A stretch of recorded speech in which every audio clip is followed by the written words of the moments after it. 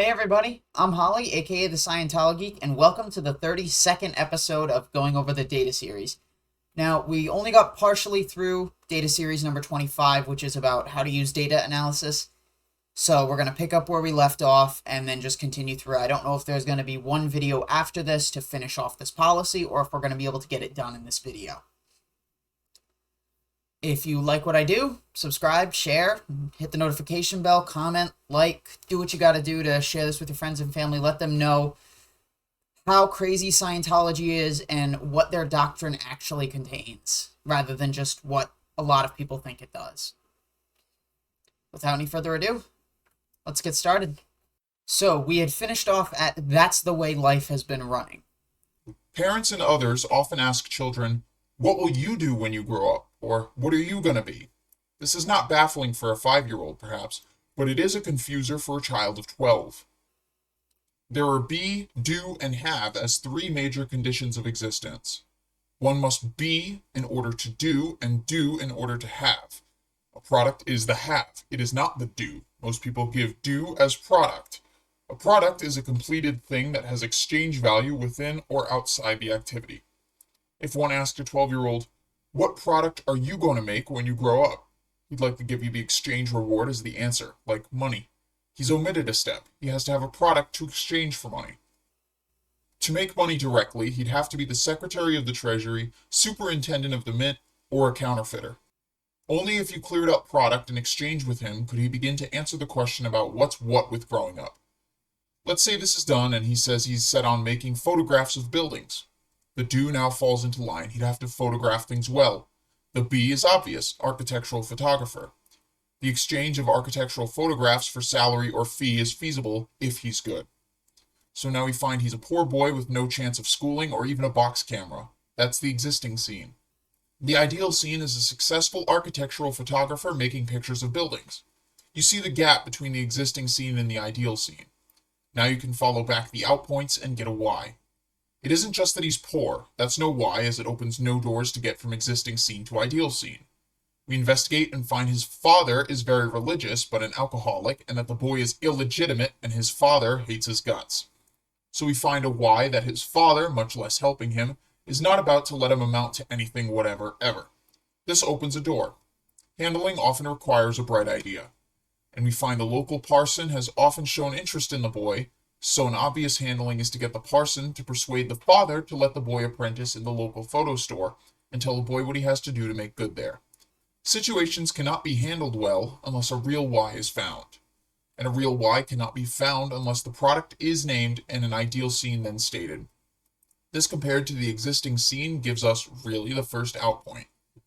In going the other direction to find a why of sudden improvement, one has to locate poor existing scenes that suddenly leap up towards ideal scenes. This is done by locating a high product period by stats or other signs of production, and comparing it as an ideal scene to the existing scenes before it, and just after if there was a slump, and looking into that for a why. But one is looking for plus points, and these lead to a real why for the prosperity or improvement. A who will often be found, like James Johnny was shop foreman then. Well, he's dead, so it's not a why as it leads to nowhere. What did James Johnny do that was different? He got out products, leads nowhere. We keep looking and we find he had a scheduling board and really kept it up to date and used it as a single difference. Aha! The why is a kept up scheduling board. The handling is to put a clerk on doing just that and having the current foreman to use it or catch it. Result? Up go the stats and morale. People can look at it and see what they're producing today and where they're at. So not all whys are found by outpoints. The good situations are traced by plus points. If the high peak is current, one has to find a why in the same way to maintain it. Standard action. A beginner can juggle around and go badly adrift if he doesn't follow the pattern. 1. Work out exactly what the person, unit, or activity should be producing.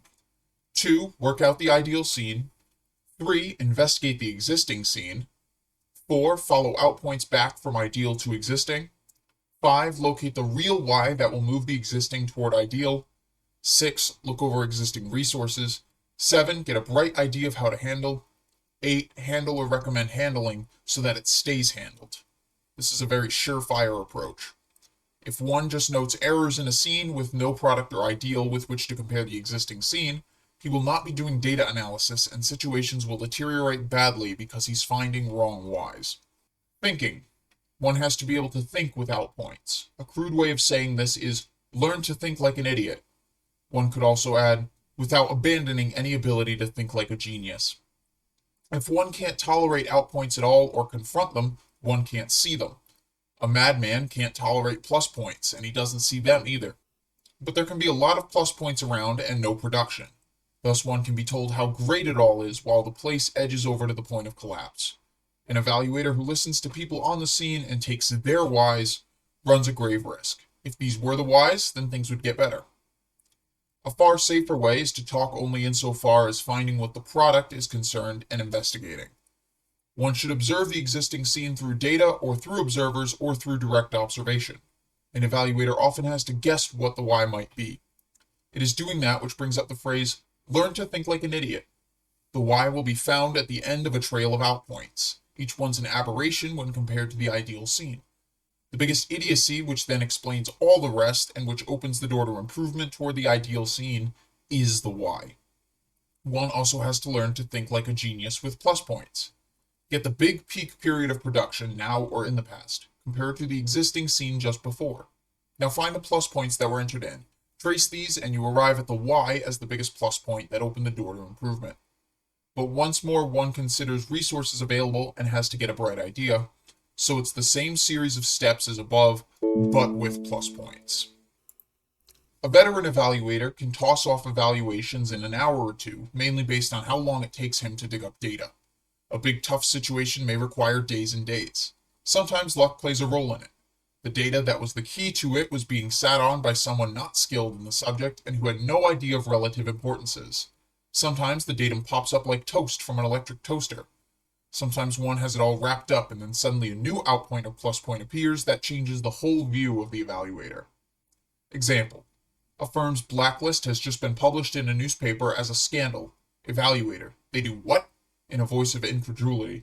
They ship their security files to Memphis in open crates because they're saving on postage? Wrath could dangerously shoot a wrong somebody. The idiocy is not believable. But a new datum leads to personnel who hired a reporter in disguise because it no longer requires or looks up references. Example, situation where stats soared. They used school children to pass out literature. That's just a point, but a strange one. Turns out they also hired a cashier and had never had one on post before. Why? Nobody to take the money. Man gets dedicated to his own pet theories very easily. A true scientist doesn't fixate on one idea. He keeps looking until he finds it, not until his pet theory is proven. That's the test of an evaluator.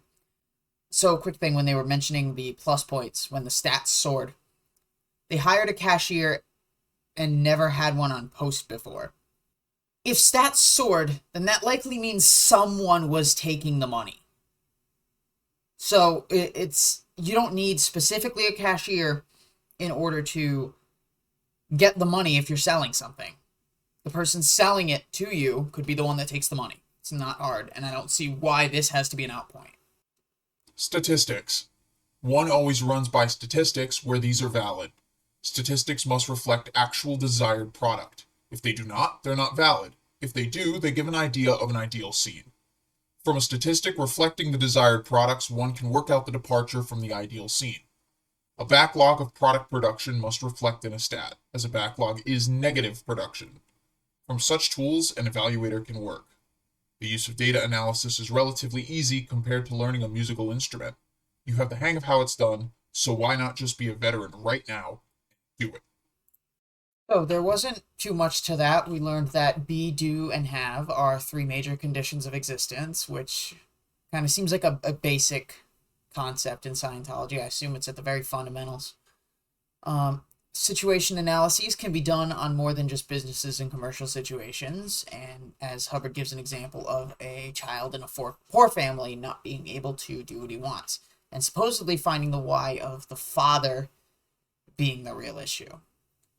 We found out that plus point analyses can be done when stats are good or when a scene is producing.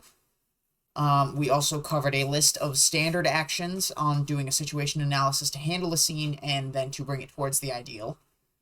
And we've learned that evaluators don't keep fixed theories and ideas, but keep looking to find the real why. Now, I think if they applied that last one to their actual stuff, instead of just focusing on what's inside the org or inside the organization, they should be able to focus on what's going on outside. They shouldn't be stuck to their own pet theories that the why is based on something that the org or the division can control. Just my thinking. Anyway, for those of you who don't know, I decided to take up Mark Headley's birthday game challenge, which is to get my subscriber count up as high as possible before March 13th. And the goal is to beat Scientology's subscriber count, but that is a far off goal. They're at about 80,000 people, although I'm sure they don't have that much activity on their YouTube channel. Probably a lot of bots or former members who don't watch them anymore. So, share, like, comment, hit the notification bell, subscribe, do what you got to do. Spread the awareness of the channel, spread the awareness to show that I want to expose Scientology bit by bit for the whole world to see. So, I will talk to all of you later. See ya.